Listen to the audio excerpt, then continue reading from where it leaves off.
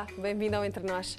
Foi aos 16 anos que este atleta de corta-mato começou a procurar mais informação sobre a influência que a dieta teria na sua performance. Mas o que encontrou foi mais do que um regime alimentar. A palavra macrobiótica estava apenas a começar a ser falada em Portugal e a visita de um dos mais reputados especialistas a Portugal, em 1978, virou a vida do nosso convidado do avesso, levando-o depois até Boston e depois de volta ainda a Portugal, onde com a mulher, Janinha, fundou o Instituto de Macrobiótica de Portugal.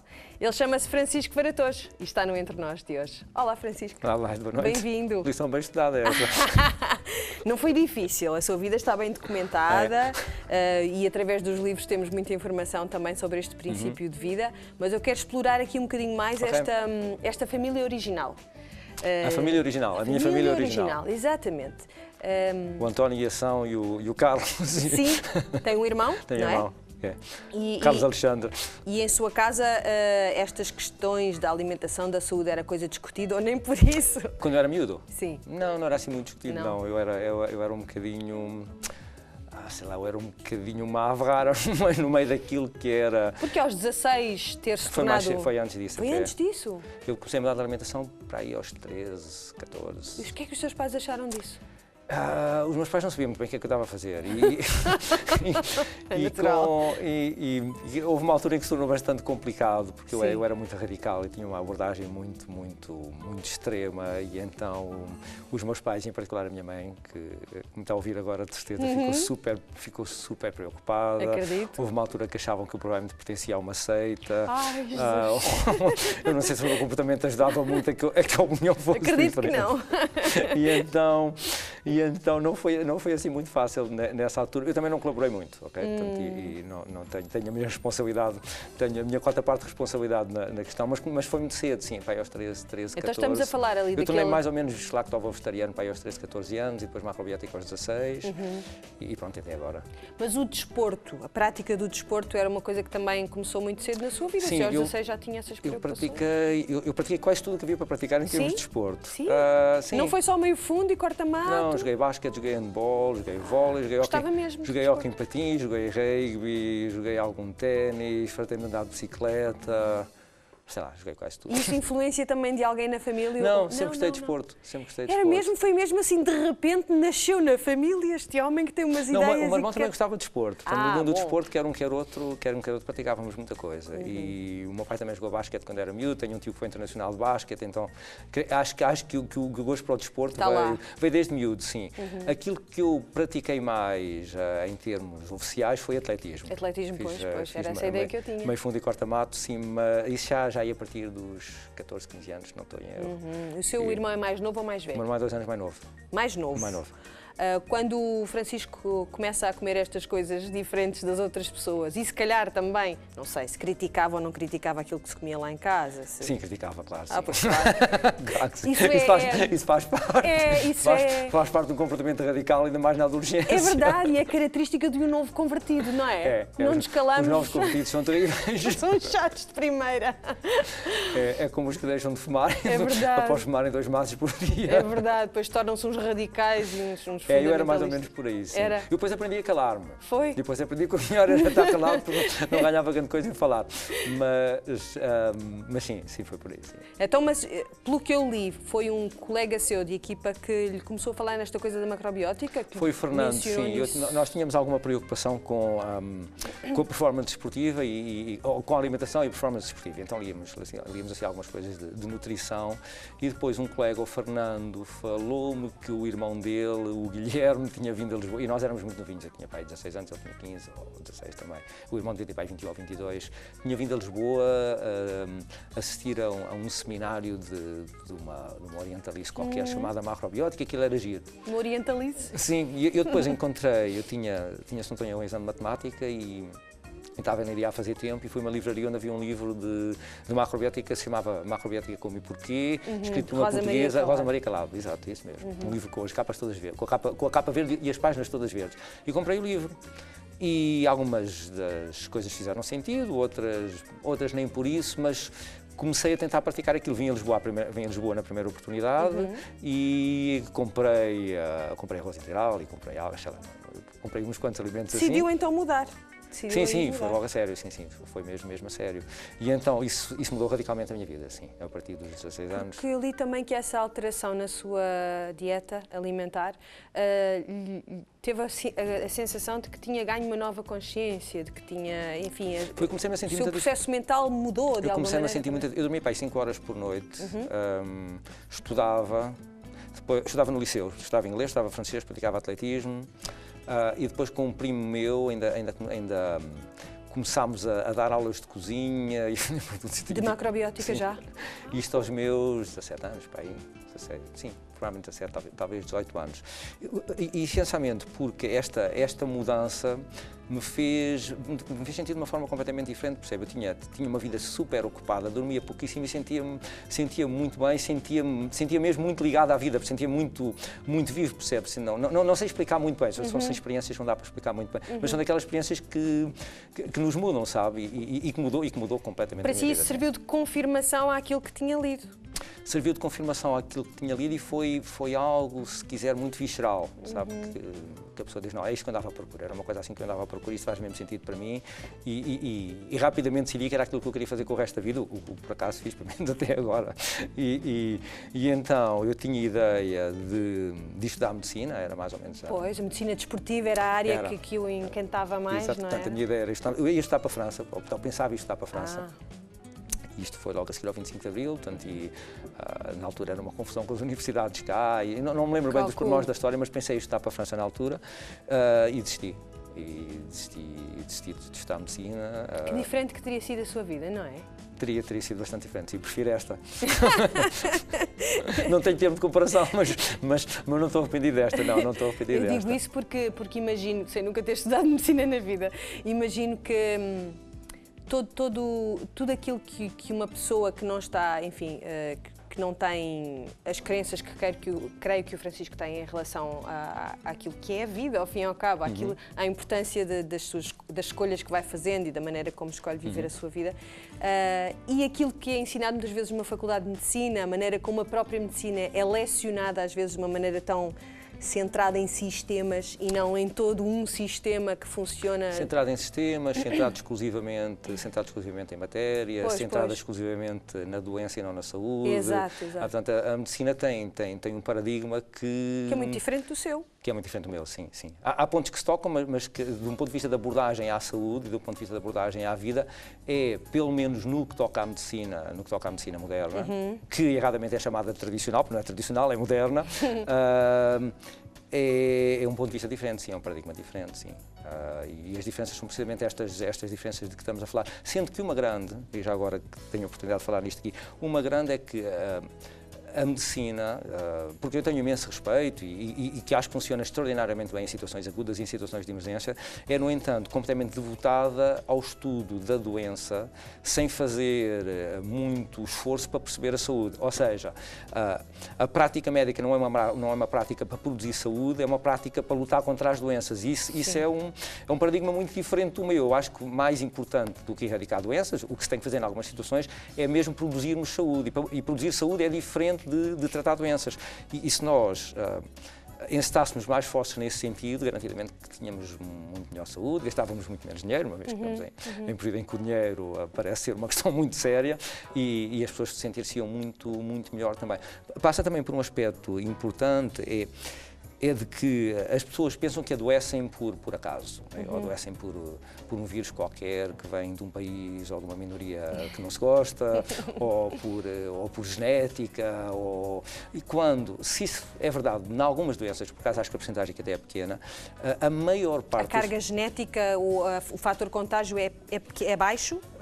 Tanto quanto eu sei, isto são números tanto quanto eu sei, fidedignos, por exemplo, mesmo na etiologia do cancro, na causa do cancro, na maioria dos cancros, que há exceções, mas na maioria dos cancros, o fator genético é para aí 3 a 5%, o que é muito pouco, na maioria. Havendo alguns que será mais alto, Havendo alguns que será mais alto. Mas também o que se começa a descobrir neste sentido agora, numa área que se chama epigenética, é que, apesar de haver uma influência genética, o gene que poderá vir a produzir aquela doença pode ou não ser ativado conforme a alimentação e estilo de vida. Claro. A vida no útero ainda é... E neste momento há muitos pouco... estudos nesse sentido. Há um médico americano chamado Dean Ornish que tem feito imensos estudos nesta área e muda, se quiser, através da alimentação e estilo de vida, muda padrões de doença e muda padrões de desenvolvimento de cancro documentados cientificamente. Portanto, o que eu ia dizer é que se isso é verdade para alguns problemas, para a maioria dos problemas de saúde modernos, e a maioria dos problemas de saúde modernos no mundo ocidental, são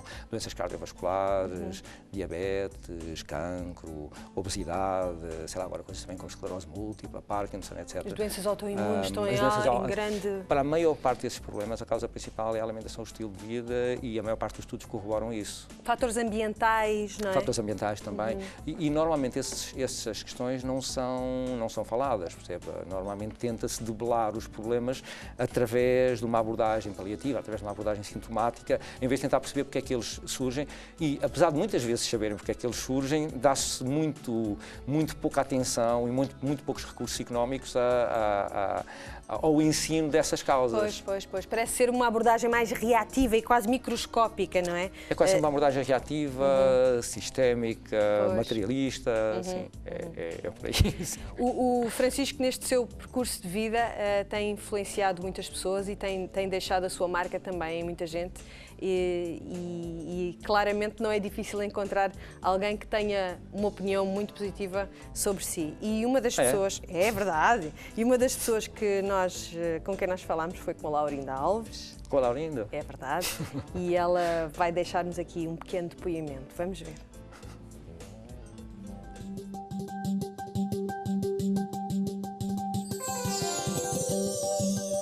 Os problemas cardiovasculares estão intimamente ligados com aquilo que nós comemos. Todos os dias comer vegetais cozinhados, cenouras, cebolas, abóbora, alho francês, rabanete, couve-flor, sei lá, todo esse tipo de vegetais. Olá Francisco, grande surpresa. Para mim não é fácil falar de um amigo de 20 anos, há quase 20 anos que nós nos conhecemos.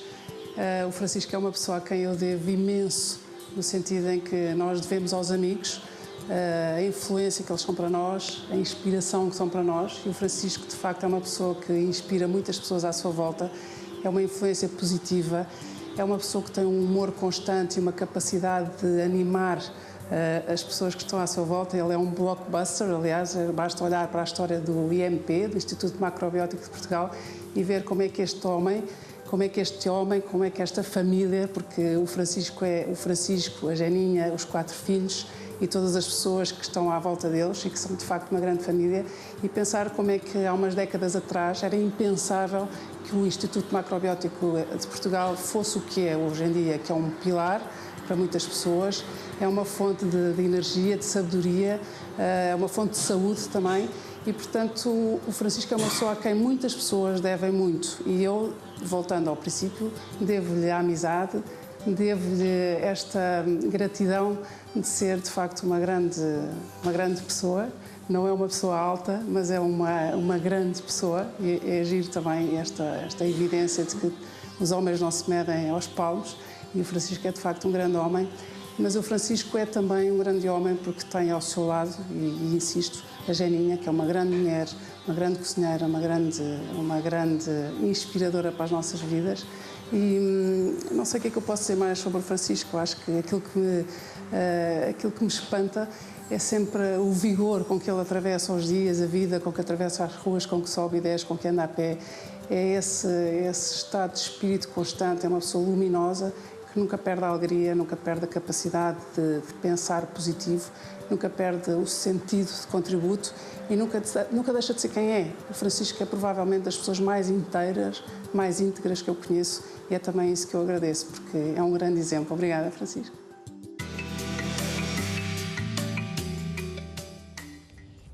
Ela se calhar exagerou um bocadinho. Acha que sim. É uma avó amiga capaz de ter exagerado.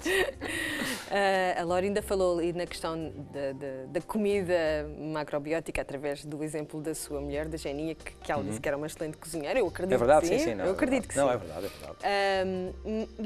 E creio que se fôssemos perguntar assim ao cidadão comum na rua o que era macrobiótica, talvez alguns soubessem falar numa dieta alimentar. No entanto, a macrobiótica ultrapassa as questões da dieta alimentar, não é? Por aquilo que eu pude perceber, pelos vários livros que o Francisco já escreveu, estes são alguns deles, e temos alguns que são... Não há muitos mais. Não há muitos mais? Tem 2 ou 3. Ainda há mais alguns. 2 ou 3. Mas são explicativos do que se trata ao fim e ao cabo, do que é que estamos aqui a falar. Pode dizer-se que é todo um conjunto, se calhar uma abordagem, é um estilo de vida, ao fim e ao cabo, não é? Sim, uma filosofia de vida. É um estilo de vida, é uma filosofia. Portanto, aliás, a alimentação macrobiótica tem subjacente a si uma filosofia. Claro.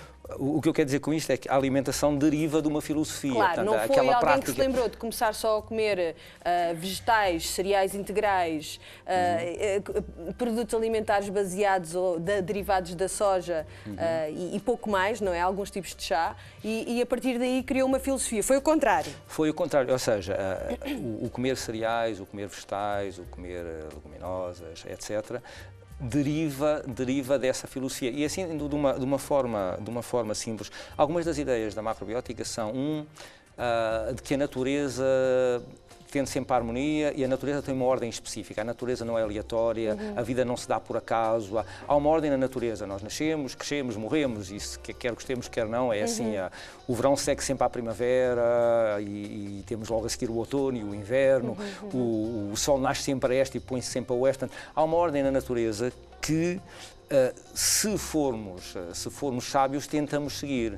O ir contra essa ordem normalmente significa arranjar problemas e significa adoecer. Há também, se quiser, na alimentação, uma ordem na alimentação. Nós devemos comer segundo uma determinada ordem e, se observarmos o padrão alimentar do ser humano ao longo dos séculos, ou ao longo de milhares de anos, se quiser, verificamos que há um determinado padrão que se insere nessa ordem, ou seja, sei lá, os frutos tropicais comem-se nos trópicos, não se comem num clima temperado. Os morangos comem-se no verão, não se comem no inverno.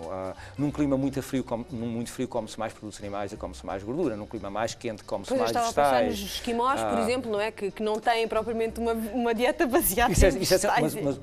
Isso é sempre um exemplo típico, sabe? Não é? Mas Claro. os esquimós são macrobióticos. Macrobióticos nesse sentido. Um esquimó vegetariano é como o do vegetarianismo. Imagina um esquimó levantar-se pela manhã e dizer: agora vou beber o meu sumo de laranja com gelo e comer rebentes de soja com molho de abacate. É matá-lo de frio.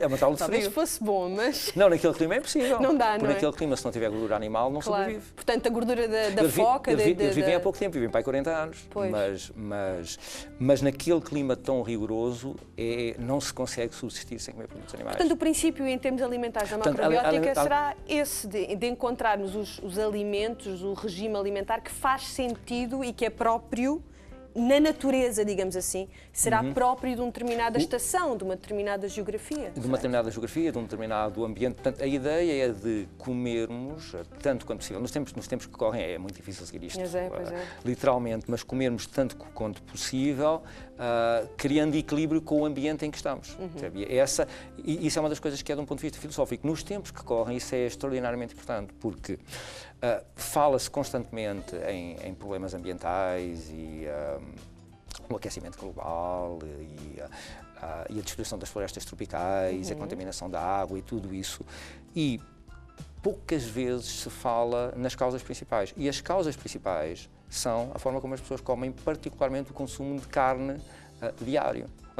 O consumo de carne é a causa principal da desertificação, o consumo de carne é a causa principal, o consumo de produtos animais, mas carne em particular, carne e laticínios. O consumo de carne e laticínios é a causa principal da produção de gases antropogénicos, particularmente metano, e há imensos estudos que corroboram isto, em que essa informação, a maior parte das vezes, vá para o exterior. Percebe? Faltam estudos sobre isso e, tanto, se mudarmos da alimentação para uma alimentação mais baseada nestes princípios, portanto, em cereais, em vegetais, em feijões... Essas questões poderiam ser... A maior parte desses problemas aparecia. As vacarias têm sido apontadas como algumas das culpadas, ou pelo menos, enfim, estarão responsáveis, como o Francisco dizia, por alguns desses tais efeitos perniciosos no meio ambiente, não é? Sim. Tem sido um dos Aliás, alvos a produção de gado contribui mais para a produção de gases antropogénicos do que todos os meios de transporte juntos. Todos. Segundo um estudo da FAO. Da FAO? Da FAO, sim. sim. Portanto, não é do Instituto Macrobiótico? Não, o Instituto Macrobiótico não tem dinheiro para fazer estudos, não. E provavelmente não seriam tão neutros, calculo. Não seriam. Mas isto é um estudo que tem para 500 páginas e cujo... Portanto, fidedigno, não é? Que deve ser, Tanto quanto eu saiba, sim.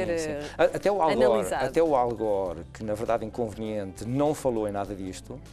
O Al Gore agora está a começar a falar no quanto a indústria pecuária contribui para o aquecimento global e para muitos destes problemas.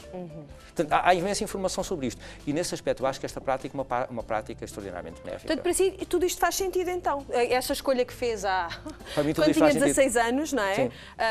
Para si continua a fazer, ou aliás, por aquilo que diz, agora ainda faz mais sentido? Eu aqui há 1 ou 2 anos atrás encontrei por acaso em Lisboa um ex-colega meu de liceu. E que eu não via, que é há 20 anos ou 30 anos, provavelmente há 30 anos. E então encontramos na rua e cumprimentámos e ele disse-me: tu deves estar mesmo contente. Tu deves estar, para a Varatões, tu deves estar super contente. Aquelas coisas todas que tu falava, para toda a gente falar nisso agora. Essa história da alimentação e o cancro, e a alimentação e as doenças, e a alimentação e o ambiente, e o yoga. Aquilo que há 30 anos atrás era super radical. E fazia de si um bicho raro. E fazia-me um bicho raro. Neste momento faz-me estar a falar na SIC, está a ver? Já viu? É bom. Aqui há uns anos atrás isso não seria todo possível. E no entanto, eu acho que, isto é um pouco arrogante da minha parte, mas eu acho que este tipo de temas são claramente o futuro. Ou seja, acho que se não formos neste sentido, não temos grande hipótese de sobrevivência neste planeta.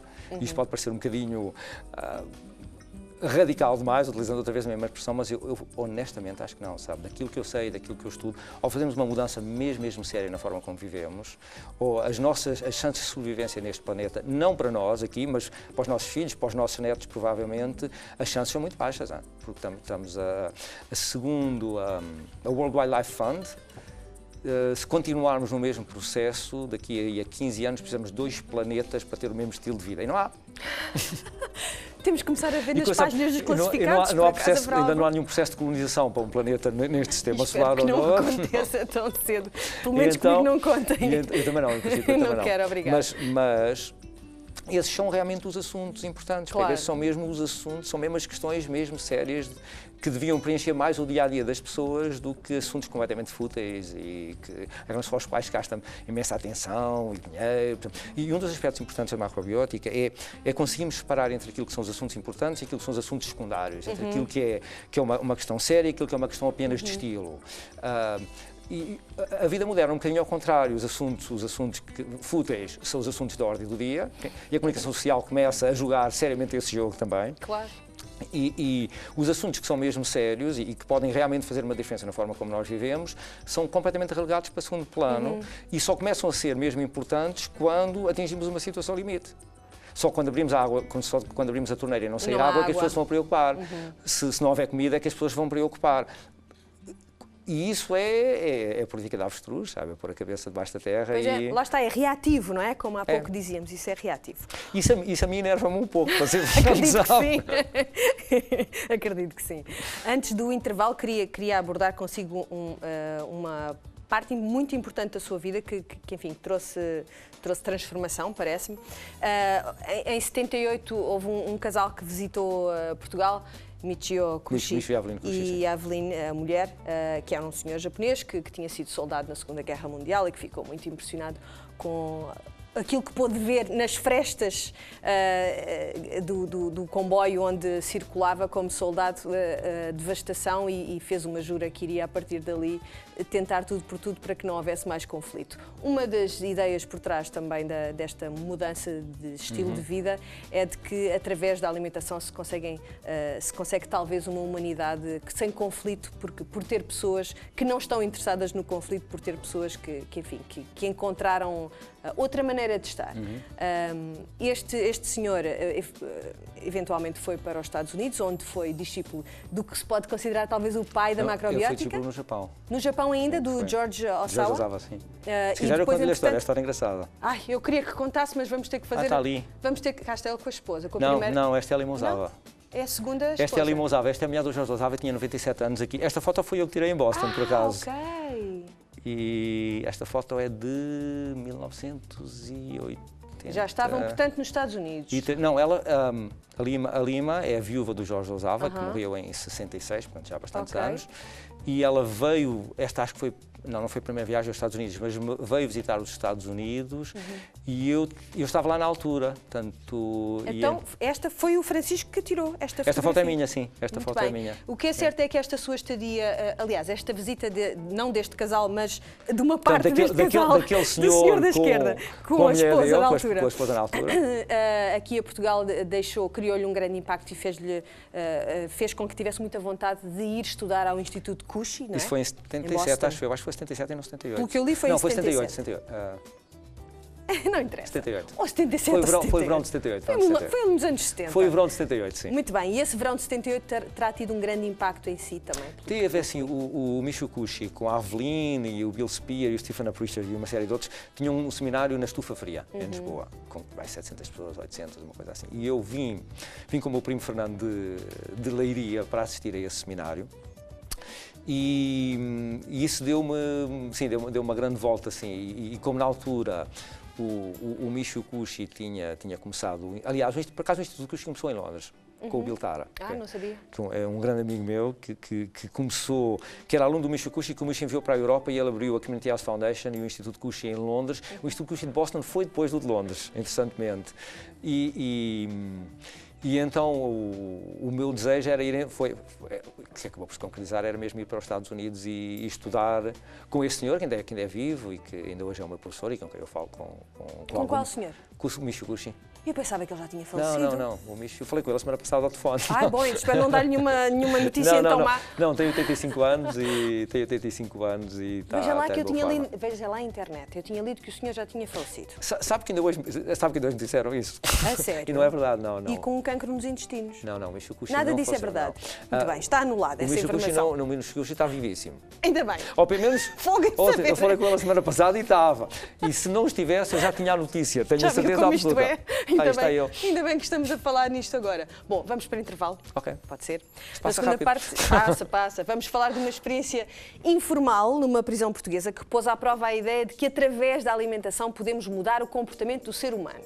Fique para ver. Até já.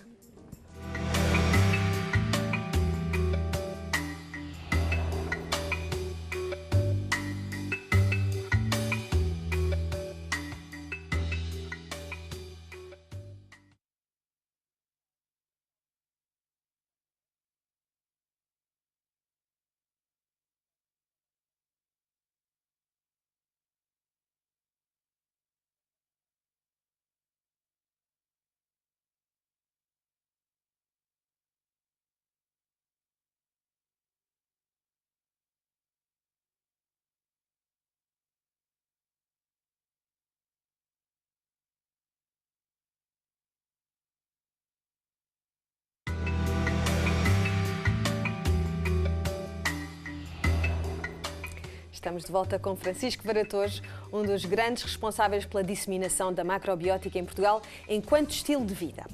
Bom, estávamos a falar antes do intervalo nesta história destes dois homens, do Jorge Osawa e do Cushy, e o Francisco ia contar-me esta maneira como eles se conheceram no Japão, porque lhe parece que é relevante então para esta... Sim, é uma história engraçada e eu conto-lhe isto rapidamente. O Osawa teve uma vida muito dinâmica, foi viver para Paris aos 30 e tal anos, portanto passou evidentemente pela Segunda Guerra Mundial, foi preso, foi condenado à morte, portanto era assim um homem socialmente muito ativo. E então após a guerra ficou destroçado com a derrota do Japão e porque ele tinha dito que o Japão não deveria ter mantido o seu espírito tradicional, o Bushido e tudo mais, e voltou para o Japão e arranjou meia dúzia de alunos, que era que devia ser bem mesmo meia dúzia de alunos, e começou a dar aulas sobre isto tudo. Mas, na altura, a macrobiótica era muito virada para a resolução de problemas sociais, muito mais do que para tratar problemas de saúde ou o que seja. E o Osawa, aos 18 anos, curou-se de um problema muito grave de saúde com um médico, o Saga Nijitsuka, que também tinha uma doença incurável e que se curou mudando a alimentação. Da mutação. O Michio Kushi, nessa altura, era estudante de Direito, portanto, passou pela Segunda Guerra Mundial quando era adolescente, tinha mais de 19, 20 anos, e aos 22 anos, se não estou em erro, por aí, estudava Direito e queria formar-se em Direito Internacional para ajudar a escrever a Constituição para um governo mundial. Portanto, foi uma ideia que saiu de alguns intelectuais, inclusivamente o Einstein, o Thomas Mann, o Upton Sinclair, que era para eles uma forma de evitar uma terceira guerra mundial. Um governo mundial. Foi daí que nasceu as Nações Unidas. A Organização das Nações Unidas nasceu originalmente essa ideia. E então, era uma boa ideia. Era uma boa ideia, sim, que não funcionou. Então o Michio Kushi está todo interessado na política e a passear em Tóquio, encontra um prédio que tinha sido bombardeado, que tinha uma placa na porta a dizer Governo Mundial. E ele achou que aquilo era muito estranho. E entrou e o Jorge Ozawa estava a dar uma palestra.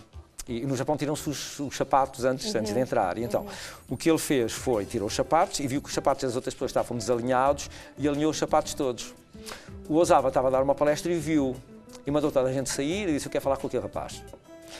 E o Ozawa era um tipo um pouco intimidante, e então perguntou-lhe: o que é que tu queres? E ele disse: não sei, estudo Direito e queria evitar uma outra guerra mundial. E vi aqui na porta uma placa a dizer Governo Mundial, achei isto muito estranho e entrei para ver o que é que se passava, mas pronto, pelos vistos não se passa aqui nada de especial. E o Ozawa interpelou e disse: olha, o que é que tu achas da criação da paz através da reconstrução biológica da humanidade? Reconstrução biológica da Sim. humanidade. E o Michio Kushi não percebeu nada do que ele estava a dizer, mas gostou do homem.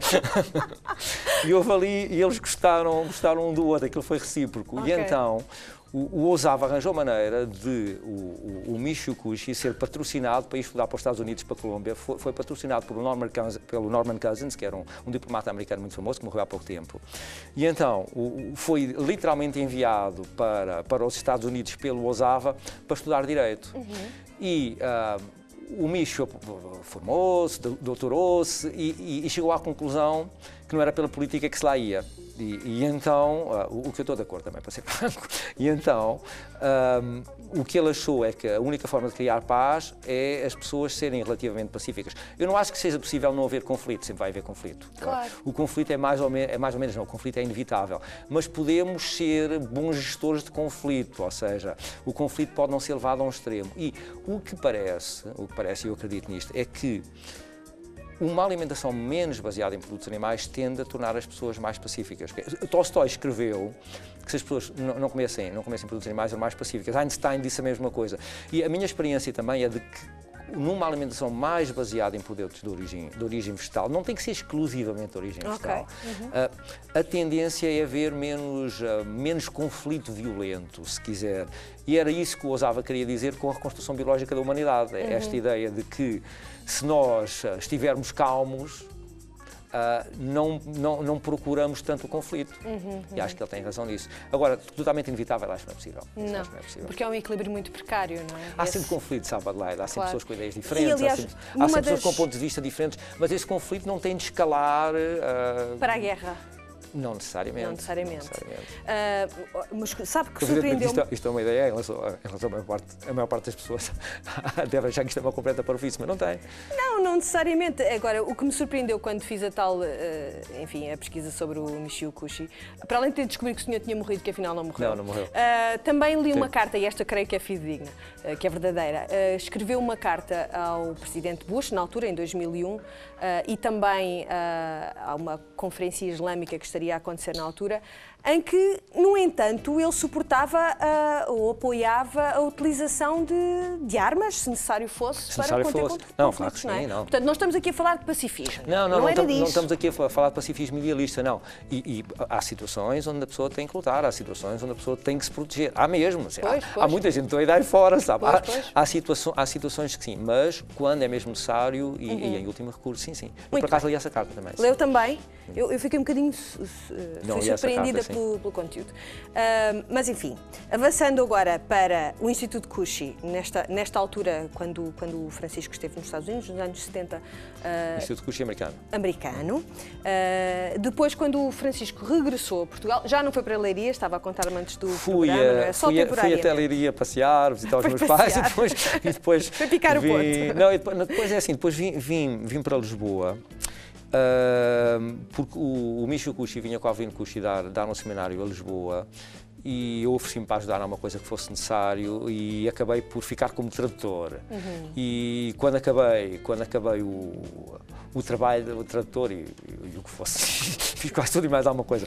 E quando acabei o trabalho, convidaram-me para fazer parte da direção da Unimav, que era um centro macrobiótico importante no país, e então, com 19 anos, fui vice-presidente da Unimav, uma coisa um bocado interessante quando penso a esta grande distância. Reviravolta na vida, não? E vim viver para Lisboa, sim, vim viver para Lisboa na altura. Sim. Mas depois, então, houve a constituição nos anos 80, se não me engano, do Instituto Kushi de Portugal? 85, sim.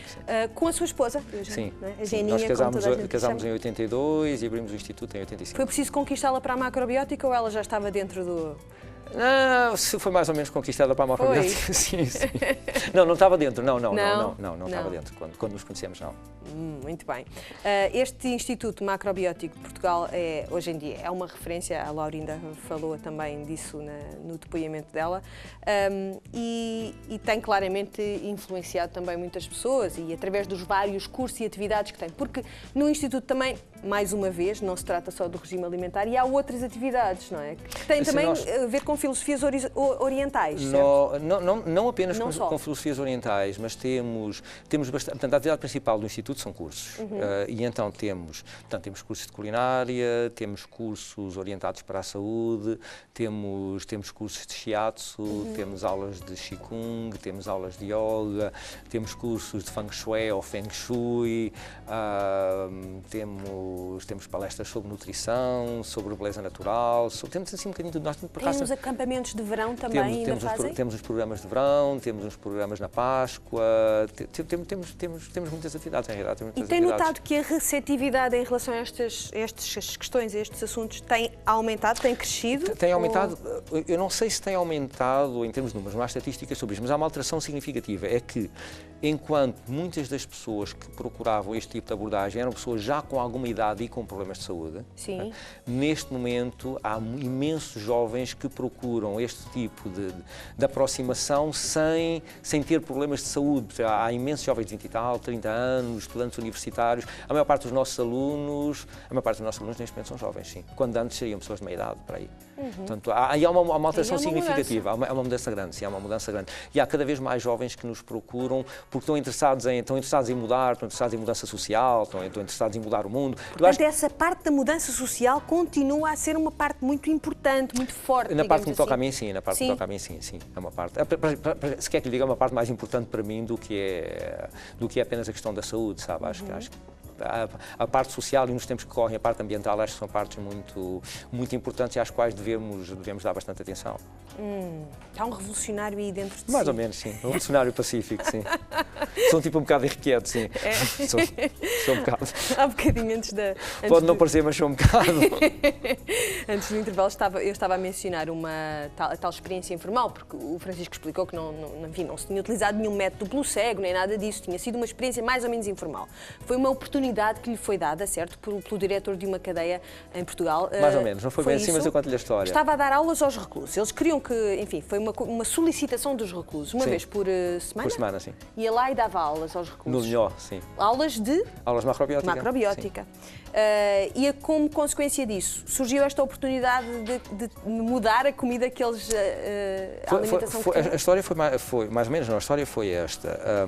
Um recluso do estabelecimento profissional do Linhó contactou o Centro Macrobiótico em Lisboa, a tal Unimav, dizendo que tinha asma e que tinha lido num jornal que, através de uma mudança de alimentação, que através da macrobiótica a asma se podia curar.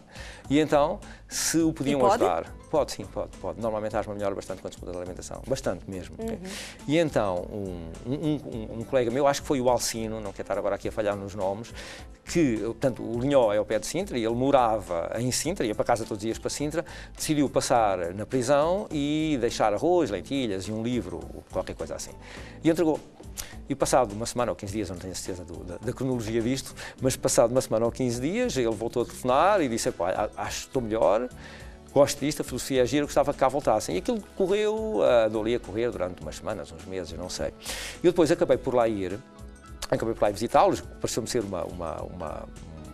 um caso interessante, e houve uma altura em que eles formulam o convite de ir para lá dar aulas para a biblioteca. Tinha-se autorização como se fosse um padre e podíamos utilizar a sexta-feira à tarde. Então, eu não só, portanto, eu ia todas as semanas, mas ia assim quase sempre acompanhado por outras pessoas, durante alguns anos, durante 2 anos, com muito poucas exceções em termos de vida semanal, dava aulas no Linhó destes temas, dava aulas sobre saúde e sobre... Que interessante eles terem essa vontade, não é? Houve uma altura em que havia população. 30 prisioneiros a fazerem isto e o diretor na altura, que era o Dr. Assis Teixeira, observou que houve uma alteração muito grande no comportamento dentro da prisão. E alguns desses eram reclusos sérios. Sim. Sérios no sentido de... Os crimes que tinham cometido eram crimes alguns eram sérios. violentos. Sim, violentos houve 1 ou 2 só. Era mais roubo. Mas na prisão o comportamento, ou há com frequência problemas, e algumas destas pessoas criavam problemas com alguma assiduidade. E a situação ficou mais calma quando eles mudaram de alimentação. Adelaide, eu não creio que tenha sido a sua alimentação. Eu acho que a alimentação desempenhou um papel importante, mas sim, acho que a ajuda que nós lhes demos e provavelmente a assimilação de filosofia e de alguma cultura ajudou também. Portanto, acho que foi aqui uma combinação de vários fatores. A alimentação ajudou também, claramente. E então, alguns destes reclusos tiveram transformações extraordinárias, sim, e recuperaram e fazem parte da sociedade, membros ativos da sociedade agora. Porquê é que isto foi falado, foi mencionado por revistas estrangeiras? E cá ninguém ligou nenhuma. Pois. Não sei, mas nós somos... Não tenho nenhuma teoria sobre o assunto. Não tenho nenhuma teoria sobre o assunto. Não sei, assim, nós também não fizemos quase nenhuma publicidade, sabe? Não? Não. Mas não seria de fazer? Mas, não sei, aquilo foi tudo mantido muito... Eu não digo em segredo, mas não... Íamos lá, achávamos piada e pronto, e achávamos que era um trabalho. Mas depois, o que aconteceu aqui foi que... uma das vezes que o Micho Cuji vinha a Lisboa, eu fui lá na sexta-feira anterior e eles disseram-me: tens que nos prometer que para a semana trazes cá o Micho Cuji. Está completamente fora de questão, isso não vocês nem pensem nisso, não vou falar. Eles vêm estourados, isto é o último país da Europa e tens umas horas livres na sexta-feira. Dizem: não, Francisco, tens mesmo que o trazer cá e tens que nos prometer aqui que vais fazer os possíveis por os trazer cá. O que eu fiz, apanhei-os no aeroporto, almoçámos e assim, en passant, levei-os até uma prisão.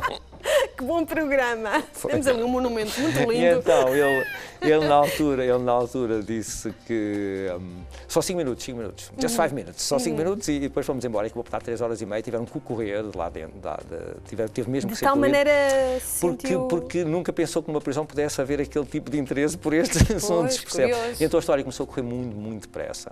Então aquilo começou a ser uma atração turística, percebe? Sério, mas só para os estrangeiros, para os portugueses. Pois, não. claro, calculo.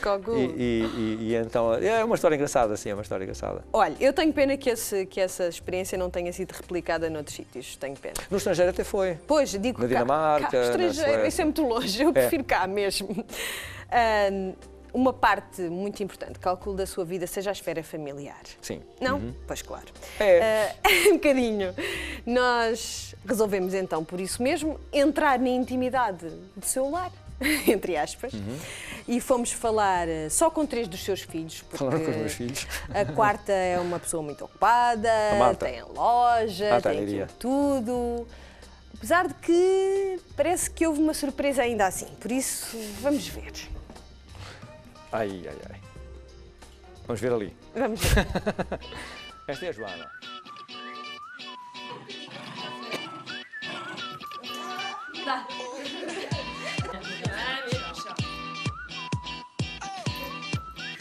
Olá, pai. A equipa da SIC estava lá embaixo a fazer-nos uma espera. Não tivemos hipótese nenhuma de fuga.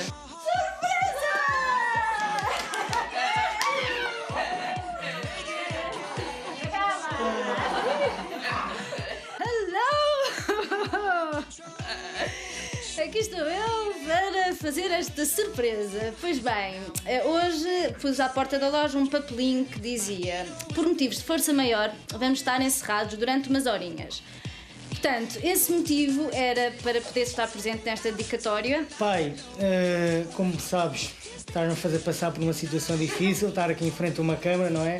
Olá, pai. Parece que és o único da família que gosta de falar para as câmaras. Acho que aqui mais ninguém gosta de fazer, nem o sabe.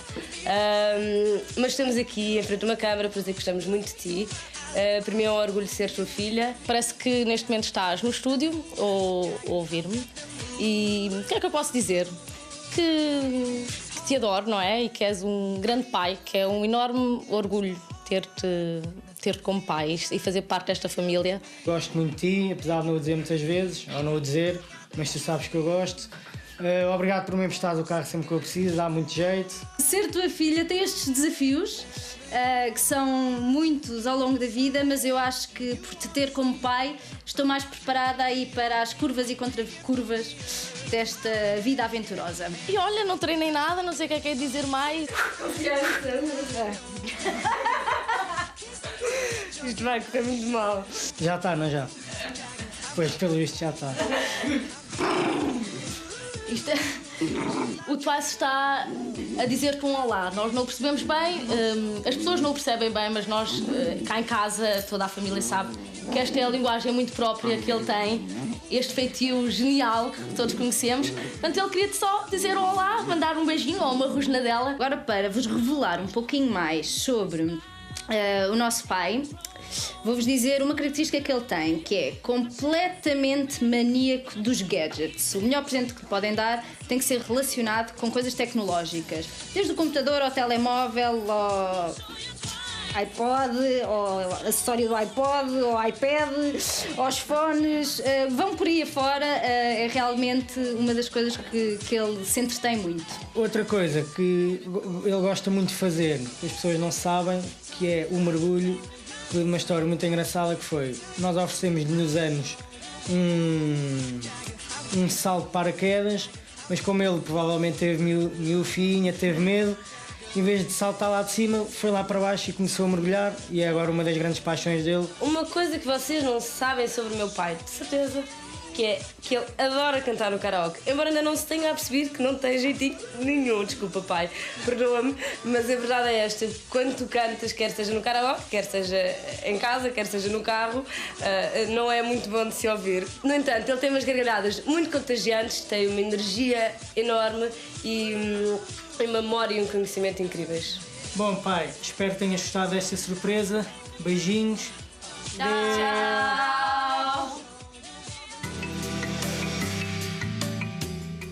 Está a ver? Deixaram-no orgulhoso? Sim, portaram-se muito bem. Sempre, não? Acho que eles têm muito jeito para a televisão. Afinal têm. Diziam que não, mas afinal têm. Foram apanhados agora. Tem imenso jeito para a televisão. Isto utilizando... deixaram bastante sensibilizados, sim. Ainda bem. A ideia era essa mesmo. Não estava à espera disto. Pois, mas eles prestaram-nos deram-nos essa Estava a tentar ver onde é que isto foi filmado, porque aquilo não foi a nossa casa. Não foi a vossa casa. Não foi a nossa casa. Por é que eu digo, a não ser que tenham mudado a casa. Não mudaram a casa. Não, isto é outro programa. O querido Mudei a Casa exato. também é na SIC Mulher. Era isso que eu estava a pensar, não é sim. este, não. Utilizando aqui algumas pistas, vou brincar consigo. Aqui neste livro sobre diagnóstico e olhando para as caras dos seus filhos, as 3 filhas e do filho, as do meio têm uma preponderância do lado do pai, na sua cara, porque são bastante assimétricas. Acham que sim? Eu Andou acho que sim, estudar eu vi, isso, é? estive a estudar isto com O muita lado esquerdo é mais marcado, é? Para além disso, descobri que as filhas, ter 3 filhas primeiro, quer dizer que o pai foi dominante, se quisermos, na casa durante aquele período. Mas dominante não é dominador. Eu sei, estou a brincar consigo. Mas faz sentido, no caso da sua família, houve ali um período que o pai teve um ascendente maior, se quisermos, na casa. Ascendente maior não, eu acho que Não? isso tem mais a ver... Não, na casa por acaso acho que é mais a Janinha do que eu. É sempre ela. São sempre. São sempre as senhoras. Eu acho que o ascendente é mais de um ponto de vista de, provavelmente, de atividade, de atividade social, é mais por aí. E depois, Portanto, o mais novo, o rapaz. E o mais novo rapaz significa que o meu reinado acabou aí. Não, mas eu sou mais, e confesso, sou mais virado para o exterior do que sou para casa. Eu não sou assim um homem muito caseiro, não sou assim. A esfera doméstica não é bem a sua. Sou muito orientado para trabalhar fora, percebe? E então acho que os meus filhos acabam por sofrer um bocado com isso também. O meu filho disse que quase nunca estava em casa ou quase nunca me via. Mas gosta do facto de lhe emprestar o carro, que é simpático. Sim, claro, pois isso aí sim, essa parte é simpática. Mas tendo a ser mais ativo e como eu trabalho muito e tenho sempre imensa coisa para fazer, então às vezes não presto tanta atenção à esfera doméstica, à esfera caseira e aí a Eugénia acaba por tomar conta das operações. E eles adotaram estes estilos de vida? Sim, os meus filhos todos adotaram estes estilos de vida, sim. Aliás, as duas filhas mais velhas trabalham nesta área, os outros estão a estudar, portanto, mas sim, todos eles seguem isto. O que é extraordinário, por acaso, isso acho que é muito bom, sinto muito contente por isso ter acontecido, sim. Podia bem não ter acontecido, não é? Podia bem não ter acontecido e muitas vezes não acontece. Muitas vezes chega ali a adolescência e... Há uma rebelião. Há ali uma rebelião e fazem tudo ao contrário e depois continuam assim, mas no nosso caso não, por acaso não aconteceu. Claro. Eu disse já algumas vezes aqui ao longo do programa que tanto o Instituto Macrobiótico de Portugal como, enfim, o Francisco e a sua mulher têm sido influência para muitas pessoas e eu acho que este lugar, se calhar de mentor até por vezes, é um lugar que não deve ser fácil de ocupar, de certa maneira, porque pensando, por exemplo, no exemplo até do Michio Kushi, eu li, por exemplo, vai-me dizer se é verdade ou se é mentira. A primeira esposa morreu de cancro. A primeira esposa morreu de cancro, sim. A Avelina morreu de cancro, sim. A Avelina morreu de cancro do colo do útero, sim. Do colo do útero, que é terrível, na por cima, porque é um cancro silencioso durante muito tempo e depois, quando se detecta, muitas vezes já é tarde. O que é que isto... Mas, olhando para esta questão da alimentação, que traz saúde e que tem um papel muito importante, segundo algumas argumentações, mesmo nas doenças oncológicas, que conclusões é que se tira de tudo isto, Francisco? Que a vida é um paradoxo, não é? E que não há seguros de vida e que não há certezas. Eu penso nisso em relação a mim mesmo muitas vezes. Se me acontece alguma coisa, e pode acontecer, não é? Isto não é... A todos, sim, claro. Muitas das pessoas vão interpretar que, afinal, esta conversa não vale nada. É assim, esta conversa continua a valer, percebe? E se eu adoecer, vou adoecer pela mesma razão que as outras pessoas adoecem. E há fatores alimentares e há outros fatores que não fatores alimentares que contribuem para as pessoas adoecerem, percebe? E seguir macrobiótica não é de todo um seguro de vida, não é garantia que não se vai adoecer, não é claramente garantia que não se vai morrer. E esse aspecto que está a falar é um aspecto um bocadinho complicado. Há pessoas que me falam tipo 2 vezes por ano, mas estás bem? Estou. Estás mesmo bem? Sim. Mas continuas a fazer a mesma coisa? Sim. E não disseste não, e continuas bem? Sim. É como tipo, bem, enquanto ele, bem, se ele está a fazer isto, está mais ou menos... Isso Porque é um exemplo para muitas pessoas, não é? Há pessoas que olham para si e que o têm como mentor. Mas os exemplos têm sempre paradoxo, percebe? É claro. Assim, uma das razões, possivelmente, pelas quais a Avelina adoeceu é que o estilo de vida dela, ou dos Kushi, neste caso, não era propriamente um estilo de vida exemplar de um ponto de vista de saúde. Passar a vida em aviões e hotéis não é propriamente isto não é. a vida mais saudável, percebe? E é verdade que o Michio fuma e toma café? Agora não. O café agora, por acaso, não sei. O café agora, mas fumava? Provavelmente, sim. Provavelmente. Mas isso é tão contrário a tudo o que é... Há sempre paradoxo, sabe? Não, mas agora Todos não. temos fraquezas. Agora não, mas o café, honestamente, não sei. Acho que aqui ela é mais ou menos on e off. Mas... Sim, mas há sempre fraquezas e há sempre um lado mais escuro, há sempre um lado mais escondido. E a vida é isso. É que a vida é mesmo isso, sabe? Não, tentar pensar que a vida é um processo isento de problemas e dificuldades. Não é arrumada nem bonitinha sempre. Nunca é. Ou então a pessoa não está viva, percebe? Claro, nunca é. Há sempre problemas, há sempre dificuldades, há sempre desafios, há sempre alegrias, há sempre tristezas. E a vida é isso e não se pode evitar isso. Por isso, nesse aspecto, esses exemplos, e eu gosto de vou dizer algo que se calhar não é o melhor, mas esses exemplos acabam por ser bons exemplos, porque tornam as pessoas mais modestas e tornam as pessoas mais... e fazem refletir e podendo a primeira imagem não ser fantástica, eu acho que se alguém tiver a capacidade de refletir um pouco e de pensar um pouco, acaba por chegar à conclusão de que esses exemplos são bons exemplos porque mostram a vida como ela é, percebe? O próprio Jorge Osawa mudou, acrescentou um princípio aos 6 princípios que ele tinha, não era? Por causa de uma traição, entre aspas, de um discípulo dele. Vocês estudaram bem a matéria, é extraordinário. Eu só li o Sim, o Osawa desenvolveu um teste, por sinal, muito bom, que era um teste as 6 condições de saúde. 6 sim. condições. E tinha e passou, e depois acrescentou uma 7ª condição após um dissabor qualquer que teve com o aluno. E esta 7ª condição foi traduzida de muitas maneiras possíveis, muitas maneiras diferentes, peço desculpa, mas é sentido de honestidade, sentido de integridade, gratidão pela vida, e esta última acaba por valer muito mais pontos do que as outras todas, ou seja, podemos ter muita vitalidade, e podemos ter muito humor, e podemos ter dormir bem, e tudo mais, mas se nos faltar esse tipo de espírito para com a vida, para nada serve, não é? O resto não serve tanto. Eu estou de acordo com isso, percebe? Acho que esse aspecto, se quiser, espiritual, à falta de uma melhor expressão, que acaba por ser mesmo o aspecto mais importante em relação à forma como nós vivemos a nossa vida. Claro. Há uma pessoa que está ao telefone, já há um bocadinho, está aliás, o João Lobo. O João está ao telefone? Sim. Olá, João, bem-vindo. Olá, olá, Francisco. Olá, João. Então falei contigo antes de ir para aqui, agora estás aí, é? Pois é assim. Eu, por acaso, tinha visto o teu nome ali no papel, sabes? Ele viu aqui. Mas foi há pouco tempo, Não quebrou o 7º princípio, não tendo a transparência, que é pedido às pessoas com integridade e honestidade, não dizendo ao Francisco que ia estar aqui a falar connosco. Não disse nada, não disse nada. Pronto. Aliás, ele telefonou-me e disse, João, estou cheio de pressa, estou num táxi, tenho que ir para a televisão. Foi por uma boa causa. Depois falamos. João, o João era... E tu portaste mais, É verdade, o João era vegetariano quando conheceu o Francisco, não é? Sim, já. Eu comecei por praticar yoga e daí ao vegetarianismo foi relativamente rápido.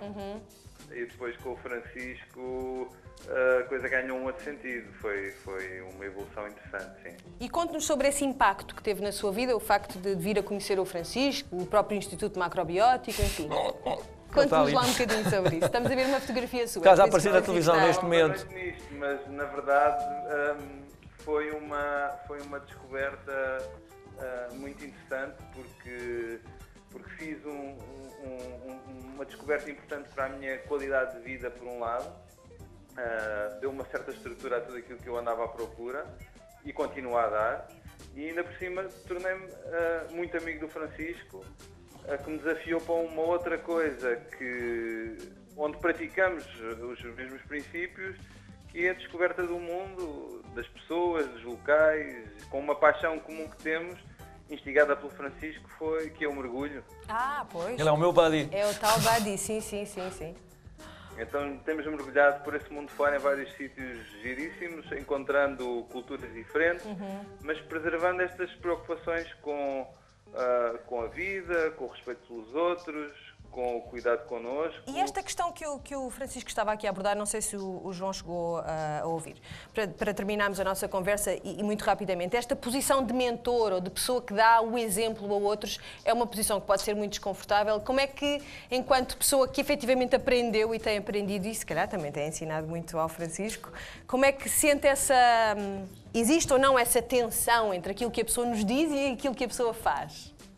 Não, o Francisco tem essa capacidade de integrar bem na vida que pratica, sem extremismos, os princípios que advoga naquilo que ensina. Portanto, é muito fácil almoçar com ele em qualquer lado do mundo, porque basta ter atenção ao que ele não come.